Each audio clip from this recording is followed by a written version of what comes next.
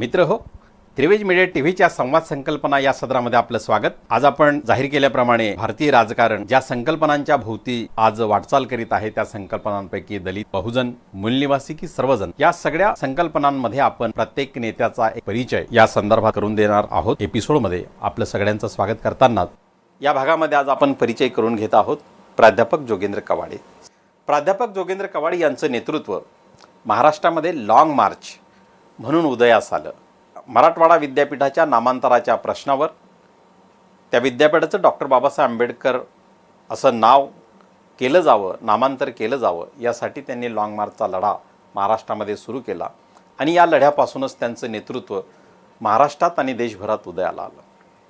त्यांचं व्यक्तिमत्व हे अत्यंत आकर्षक आणि तरुणांना त्यांच्याकडे आकर्षित करेल अशा प्रकारे एक आक्रमक व्यक्तिमत्वाची भाषा त्यांच्या देहबोलीत असायची।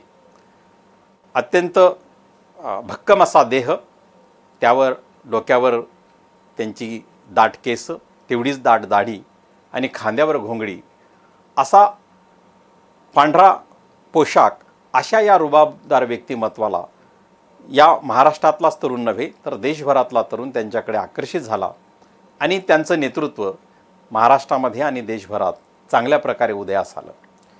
प्राध्यापक जोगेंद्र कवाडे सर यांचं मराठी आणि हिंदी भाषेवर सारखंच प्रभुत्व असल्यामुळे, आक्रमक भाषा आणि तितकीच आक्रमक विचारशैली असल्यामुळे त्यांना केवळ महाराष्ट्रातच नव्हे तर देशभरात अनुयायी आणि समर्थक लाभले। तरुणांच्या गळ्यातील ताईत असं म्हटलं तरी ते वावगं ठरणार नाही अशा प्रकारचं हे व्यक्तिमत्व नंतरच्या काळात नामांतर चळवळीचा प्रश्न संपल्यानंतर आपली राजकीय महत्त्वाकांक्षा उदयास आणून त्यांनी दलित मुक्ती मोर्चाची स्थापना केली आणि त्या माध्यमातून आपलं राजकीय व्यक्तिमत्व त्यांनी महाराष्ट्राच्या पटलावर आणलं। या काळात काही काळ त्यांनी हाजी मस्तानी यांच्या एका पक्षाबरोबर ही आपली युती ठेवलेली होती। त्या दरम्यान बराच चर्चेचा किंवा त्यावर बराच विरोधाभास निर्माण झाला होता।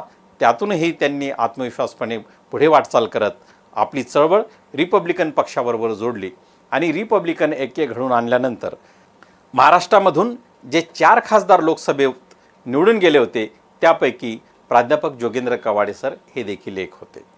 त्यामुळे जोगेंद्र कवाडे सर यांना राजकीय यशही लाभलं।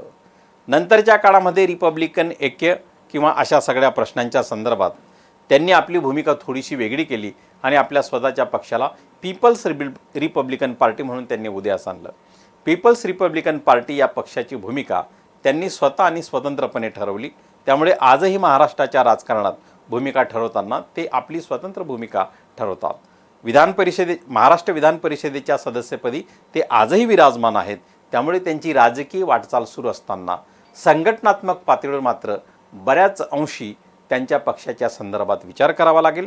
त्यामुळे प्राध्यापक जोगेंद्र कवाडे सर यांनी ज्या पद्धतीने महाराष्ट्रात आणि भारतीय राजकारणात आणि समाजकारणात आपली चुणूक दाखवली, मात्र संघटनात्मक पातळीवर त्यांच्या पक्षाचं पुनर्लावकन आपल्याला निश्चितपणे करावं लागेल। मात्र एक निश्चित की प्राध्यापक जोगेंद्र कवाडे सर यांनी आपली राजकीय महत्त्वाकांक्षा दलित या संकल्पनेला घेऊन आपलं नेतृत्व महाराष्ट्रात आणि देशात आणलं। त्यामुळे त्यांची राजकीय संकल्पना ही दलित नेतृत्वाची आहे असं आपल्याला म्हणता येईल। प्राध्यापक जोगेंद्र कवाडे सर यांचा राजकीय प्रवास आणि त्यांचा वैचारिक प्रवास, संघटनात्मक प्रवास हा काही 5 ते 10 मिनिटांमध्ये सांगण्यासारखा भाग नाही। मात्र त्यांच्या या संपूर्ण प्रवासाची त्रिवेज मीडिया टीव्ही आपल्या पद्धतीनं दखल घेण्याचा हा अल्पसा प्रयत्न आहे। या प्रयत्नामध्ये निश्चितपणे आम्ही आमची मतं न मांडताही तटस्थपणे ही भूमिका आपल्यापर्यंत पोहोचवण्याचा प्रयत्न केला आहे।